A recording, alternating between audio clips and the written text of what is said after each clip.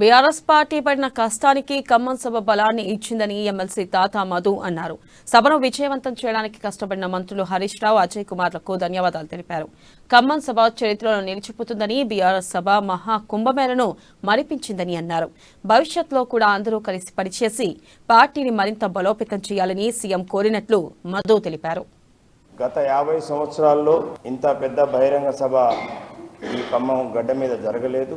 అలాగే ఈ యొక్క కార్యక్రమం విజయవంతం చేయడం కోసం పార్టీ ఇచ్చినటువంటి పిలుపుని ప్రత్యేకించి మా గౌరవ ముఖ్యమంత్రి, పార్టీ వ్యవస్థాపక అధ్యక్షులు కల్వకుంట్ల చంద్రశేఖరరావు గారి పిలుపుని అందుకొని గత వారం రోజులుగా ఈ యొక్క బహిరంగ సభ బాధ్యతలు తీసుకొని పూర్తిగా తానే తన భుజస్కంధాల మీద వేసుకొని ఈ ఖమ్మం బహిరంగ సభ విజయవంతం కావటం కోసం కృషి చేసినటువంటి పార్టీ వ్యవస్థాపక నాయకులు, రాష్ట్ర ఆరోగ్య శాఖ మంత్రి తన్నీరు హరీష్ రావు గారికి, అలాగే ఎమ్మెల్సీ పల్లా రాజేశ్వర్ రెడ్డి గారికి టీఆర్ఎస్ పార్టీ జిల్లా కమిటీ తరఫున ప్రత్యేకమైన అభినందనలు తెలియజేస్తున్నాం.